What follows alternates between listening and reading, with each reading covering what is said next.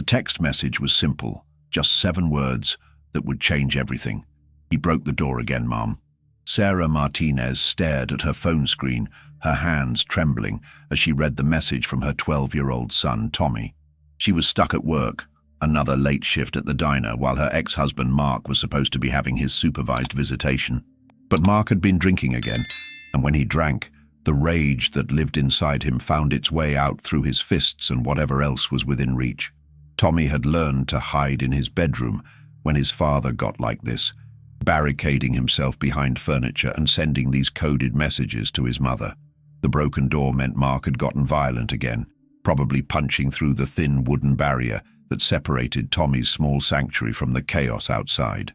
Sarah's heart raced as she imagined her son cowering in fear, trapped with nowhere to run and no way to defend himself against a man twice his size. What Tommy didn't know was that his message had been seen by more than just his mother. Sarah's phone was connected to a family safety app that automatically shared emergency-type messages with trusted contacts. One of those contacts was Jake Diesel Morrison, a longtime family friend and member of the Bandidos motorcycle club. Jake had known Sarah since high school, long before she'd gotten mixed up with Mark, and he'd watched helplessly as her marriage crumbled into a cycle of abuse and fear. Jake was in the middle of a club meeting when the notification pinged on his phone. The moment he read those 7 words, everything else faded into the background. The discussion about upcoming charity rides and club business became white noise as he processed what that message really meant. A child was in danger, and that child belonged to someone he cared about deeply. The brotherhood of the road has always been about more than just motorcycles and leather jackets. When you see this story unfold, you'll understand why these bonds run deeper than blood. Hit that subscribe button, because what happens next will restore your faith in the power of chosen family and the lengths real men go to protect the innocent. Jake stood up abruptly, his chair scraping against the concrete floor of the clubhouse. "Church is over," he announced, his voice cutting through the conversation like a blade. The other members looked up, recognizing the tone that meant business. Deadly serious business. Jake held up his phone, showing the message to his president, Carlos Hammer Rodriguez. Hammer read it once, then read it again, his jaw tightening with each word. "How long to get there?" Hammer asked, already reaching for his leather vest. Jake calculated quickly. Sarah's apartment was across town, maybe 20 minutes if they pushed it. But 20 minutes could feel like a lifetime when a child was trapped with a violent drunk. "Too long," Jake replied, but they both knew they had to try. Within seconds, the word was spreading through the clubhouse like wildfire. Brothers who had been relaxing after a long week were suddenly moving with military precision. The Bandidos weren't strangers to stepping in when the system failed. They'd seen too many cases where restraining orders were just pieces of paper, where supervised visitation became opportunities for revenge, where children paid the price for adult failures. This wasn't about playing vigilante. This was about being the shield that stands between predators and prey when no one else will step up. 8 motorcycles roared to life in the parking lot, their engines creating a symphony of power and determination. These weren't weekend warriors or posers playing dress-up. These were men who understood that respect is earned through actions, not words, and that sometimes the most important battles are fought not for glory or recognition, but for the safety of those who cannot protect themselves. The convoy pulled out of the clubhouse with Jake leading the way, their headlights cutting through the gathering dusk like beacons of hope, racing toward a child who had nowhere else to turn. The motorcycles moved through traffic like a coordinated force, their riders communicating through hand signals and the unspoken understanding that comes from years of riding together. Jake's mind was racing faster than his Harley as he thought about Tommy, probably still hiding in his room, listening to his father's drunken rage echoing through the thin apartment walls. Every red light felt like an eternity. Every car that didn't move aside quickly enough was an obstacle between them and a child in need. Sarah had tried calling the police, but the response was all too familiar.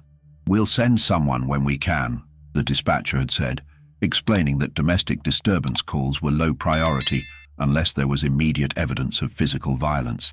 The system that was supposed to protect families like hers was failing again, bogged down in bureaucracy and understaffed shifts.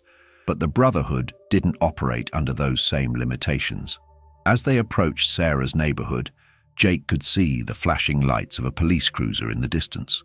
His heart sank for a moment, wondering if they were too late, if something terrible had already happened.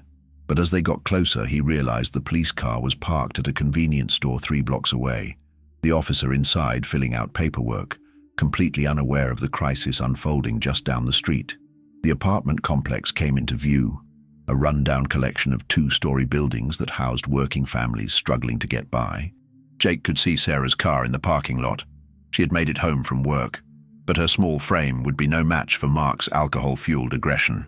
The sound of shouting drifted across the courtyard, confirming their worst fears about what they would find inside. The 8 motorcycles pulled into the parking lot like thunder rolling across the plains, their arrival announcing that the cavalry had come and the balance of power was about to shift dramatically. Jake killed his engine and was off his bike before the kickstand was fully down. The shouting from the second-floor apartment was getting louder, and he could hear Sarah's voice pleading with Mark to calm down, to think about their son, to just leave them alone.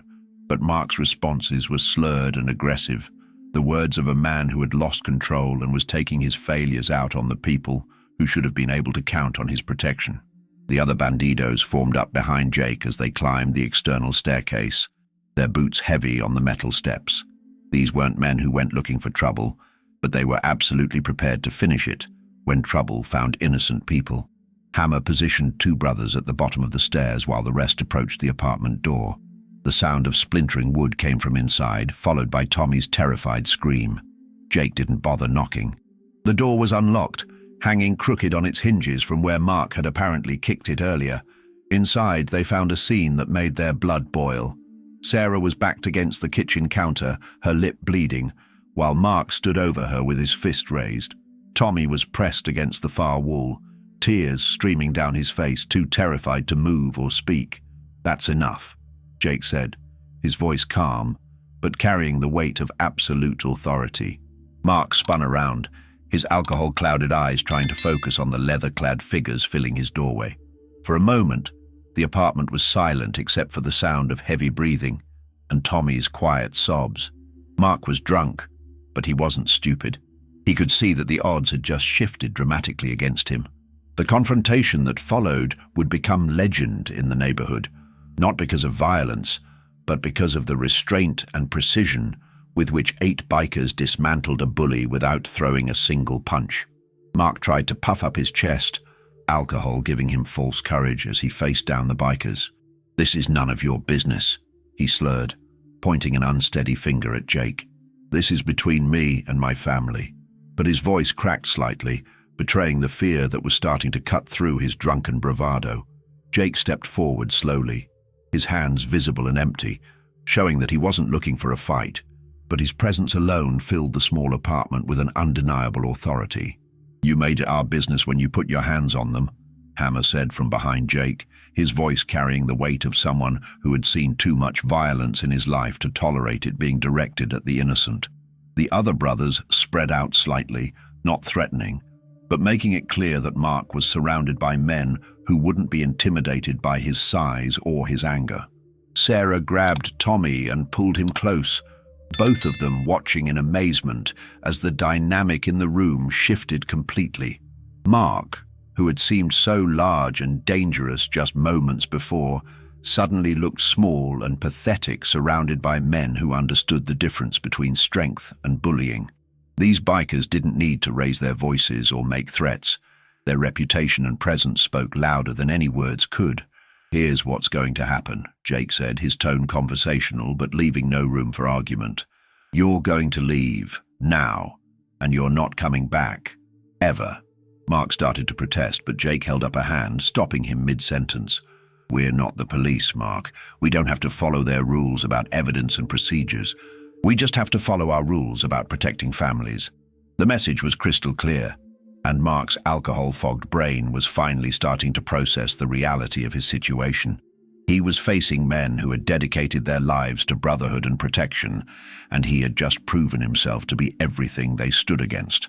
Mark stumbled toward the door, his earlier aggression replaced by the shuffling gait of a man who had just realized how badly he had miscalculated. But Jake wasn't done with him yet. "Your son sent a text message tonight," he said, causing Mark to stop and turn around. 7 words that told us everything we needed to know about what kind of father you really are. The shame in Mark's eyes was visible even through his drunken haze, the recognition that his own child had been so afraid that he'd reached out to strangers for protection. "If we hear from Tommy again, if Sarah has to look over her shoulder, if you even think about coming back here, you won't be dealing with the police," Hammer added, stepping forward so Mark could see his face clearly. "You'll be dealing with us, and we don't forget, and we don't forgive men who hurt children." The promise hung in the air like smoke, unspoken but understood by everyone in the room. After Mark left, Jake knelt down to Tommy's eye level, his intimidating presence melting away as he spoke to the frightened boy. "You did good tonight, son," he said softly. "That text message you sent, that was brave. That was you protecting your mum and yourself." Tommy's tears were slowing now, replaced by curiosity about these leather-clad guardian angels who had appeared when his world seemed darkest. Sarah couldn't stop thanking them, but Jake waved off her gratitude. "This is what we do," he said simply. "Family protects family, and you've been family to us for years." But even as he said it, Jake knew this was about more than just personal connections. This was about the code that real men live by. The understanding that strength without protection of the innocent is just bullying with better PR. Stories like this remind us why the brotherhood of the road exists, and why sometimes the most important rides aren't to rallies or events, but to apartments where children are learning that there are still good men in the world who will stand up for what's right. Word of what happened that night spread through the apartment complex like wildfire. Mrs. Chen from downstairs, who had been listening to the shouting and wondering if she should call someone, learned that sometimes help comes from unexpected places. The young mother in apartment 3B, who had been dealing with her own abusive situation, suddenly realized she wasn't as alone as she thought. The elderly man who managed the complex started seeing the Bandidos not as troublemakers, but as protectors who cared about the community. Tommy's transformation was the most remarkable. The scared, withdrawn boy who had been tiptoeing around his father's rage began to stand a little taller. He started talking about Jake and the other bikers at school, telling his friends about the night real-life heroes showed up at his door. His teacher noticed the change immediately. Tommy was participating in class again, smiling, acting like the normal 12-year-old boy he had always been underneath the fear. Sarah found herself sleeping through the night for the first time in months.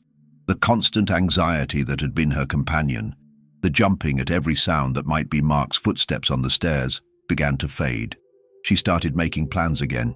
Maybe going back to school, maybe finding a better job, maybe believing that she and Tommy deserved a life free from fear and violence. The other families in the complex began reaching out to Sarah, offering friendship and support that had been hidden behind closed doors when everyone was afraid of getting involved in domestic disputes. Mrs. Rodriguez from across the hall brought over homemade tamales. The college student upstairs offered to help Tommy with his homework. A community that had been fractured by fear was beginning to heal, but the most profound change was in how Tommy saw the world.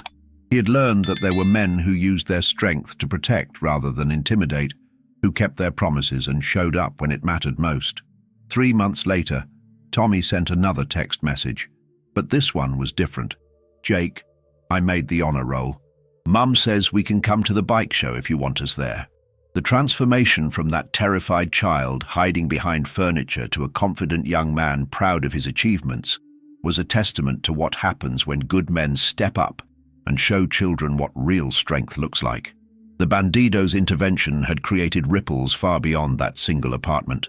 Other families in crisis began reaching out, knowing that there were people who would listen and act when the system failed them.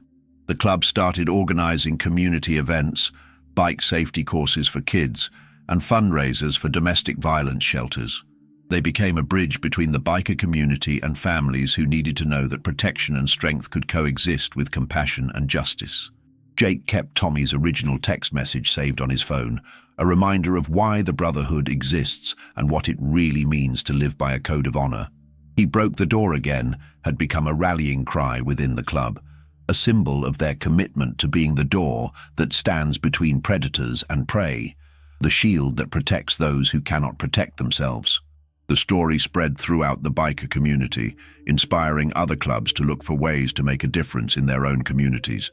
From coast to coast, men and women who lived by the code of the road began to understand that their greatest rides weren't about distance or destination, but about the moments when they could use their strength and brotherhood to change someone's world for the better. Tommy is 15 now, and he still talks about becoming a bandido when he grows up. Not because he wants to ride motorcycles or wear leather, but because he wants to be the kind of man who shows up when 7 words on a phone screen mean the difference between hope and despair. If this story moved you, hit that like button and share it with someone who needs to remember that there are still good people in this world. Comment below and tell us about a time when someone stepped up for you when you needed it most, because these stories of brotherhood and protection need to be told and retold until every child knows that help is always possible.